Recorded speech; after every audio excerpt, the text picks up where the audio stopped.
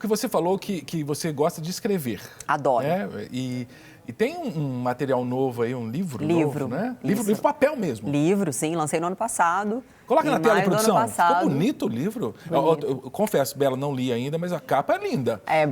E o conteúdo também é bem legal, porque é um conteúdo bem genuíno. Ele é um livro que ele trata muito da minha conversão, ele fala da minha trajetória. Porque, assim, tem muita gente que segue a gente na rede social que não conhece a nossa história de vida. Isso. Então, a pessoa vê o raso dali da rede social e ela interpreta do jeito que ela quer. Quase só estética, né? Quase só estética. Então, as pessoas não entendem que por trás de um rosto na rede social existe uma história, existem lágrimas, existem sorrisos, existem fracassos, existem vitórias. E eu quis que as pessoas conhecessem mais profundamente a minha história para que elas entendessem de onde eu venho e para que elas se sentissem ainda mais inspiradas. Então, eu contei de todos os perrengues que eu passei nos Estados Unidos. Eu fui embora com 21 anos. Passei todo tipo de dificuldade que você imaginar. E tem uma história de vida muito legal, né? Então, você não ficou com medo, assim? Pode saber que eu vou fazer pergunta. O que vem na minha cabeça, eu pergunto. Pode fazer à vontade. Mas que eu fico pensando, alguém que é influenciador digital, alguém que é famoso... Porque ser famoso hoje, no século XXI, é um processo quase que instantâneo se vai para o mundo digital. Porque o alcance é absurdo. Mas também não tem, assim, muito segredo, não. Parece que Deus escolhe algumas pessoas. Mas, assim, quando você se torna influenciadora digital, você alcança um público. Você alcançou um público que queria saúde, nutrição.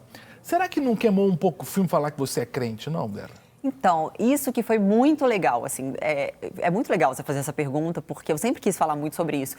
Quando eu me converti, foi um processo, assim, como tudo na minha vida, foi um processo tão genuíno e tão irresistível, né? A conversão genuína, ela é irresistível, a graça é irresistível. Quando a gente entra na presença de Deus e quando aquilo realmente faz sentido na nossa vida, as pessoas sentem o nosso entusiasmo, as pessoas veem a nossa mudança. E eu sinto que eu mudei para muito melhor. Eu continuo sendo a mesma pessoa, mas o Espírito Santo vai moldando a gente dentro daquilo que a gente é, do nosso perfil, trabalhando e nos fazendo pessoas ainda melhores. Então, o que eu posso perceber é que, assim, quem não se interessa de forma alguma pela palavra de Deus, essas pessoas saíram.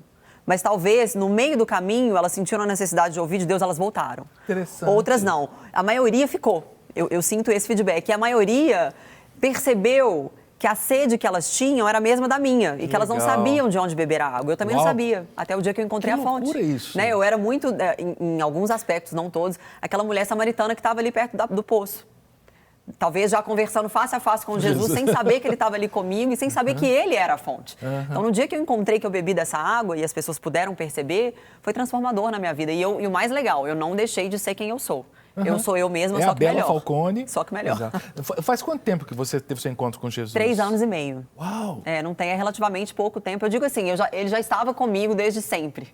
Mas eu talvez não percebesse que aquele cuidado, porque quando eu olho para trás, assim, analisando a minha história de vida, até falo muito sobre isso no meu livro, tudo que eu passei, tudo que eu vivi na América, os livramentos que eu recebi, as graças que eu alcancei, as bênçãos que eu alcancei, tudo era Jesus, sempre foi Ele. Mas talvez eu não tivesse tanto aquela percepção, porque eu ainda estava meio que inserida num outro contexto espiritual. Então, no dia que eu por isso que foi tão impactante para mim, que no dia que eu vi, falei, era você desde sempre. Uau. Era você. Você se encontrou com Cristo lá ou aqui?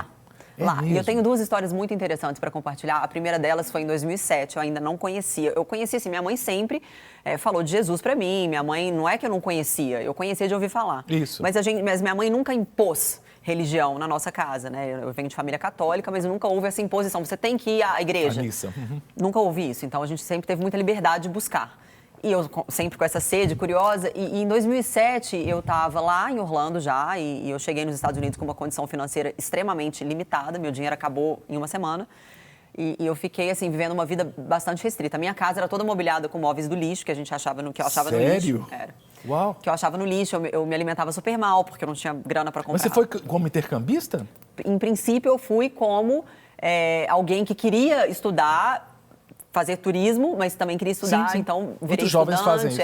Virei estudante, enfim, consegui conquistar a minha vida lá como sonho da América de todo brasileiro, graças a Deus, deu tudo muito certo. Naquela época era um pouco menos difícil do que hoje.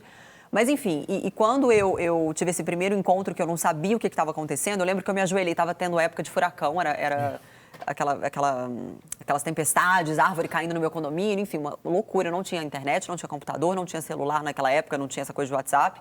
Eu lembro que eu me ajoelhei no chão E eu falei, Deus, eu entrego a minha vida para o Senhor, porque eu não consigo sozinha. Toma as rédeas da minha vida, a minha vida é do Senhor. Eu não sabia o que eu estava fazendo. Então, quer dizer, eu já tinha entregue a minha vida para Jesus em 2007, sem saber. Não foi assim, através de igreja, nada. Foi na minha casa sozinha. Então, foi muito genuíno. Lindo isso. Só que, assim, o tempo de Deus não é limitado pelo Cronos, né? O Kairos de Deus, ele é limitado. Então, ele trabalhou aí por mais uns anos, preparou uma pessoa para me evangelizar, outro para me discipular, outro para me ensinar a palavra, e assim foi. Então, hoje, sou muito grata a todos esses acontecimentos, as minhas tempestades, as pessoas de Deus que ele preparou para mim. Mas para 3 anos e meio de conversão, você está muito fluente no grego. Cronos, Kairos, tá usando o grego super bem, né? Eu sou muito estudiosa, eu gosto muito, eu sinto, assim, que as pessoas, elas, obviamente, a gente sabe que as pessoas perecem por falta de informação, né? E eu vejo, fazendo uma breve análise, assim, do pouco que eu tenho de conhecimento, da pouca bagagem que eu tenho devido ao pouco tempo de convertida, mas o que eu vejo é o seguinte, que infelizmente, no nosso crenteza, aqui no nosso mundo gospel, tem muita gente vendendo por aí um Deus que não existe. Ele é um Deus da igreja, mas ele não é um Deus daquela igreja específica, mas não é necessariamente o Deus da Bíblia.